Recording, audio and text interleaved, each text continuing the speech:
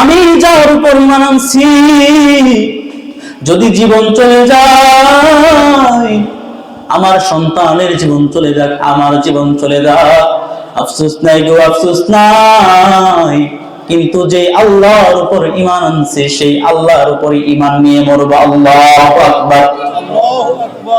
এবার মাসি তার বাচ্চাটাকে তেলের মধ্যে ছেড়ে দেওয়া হয়েছে।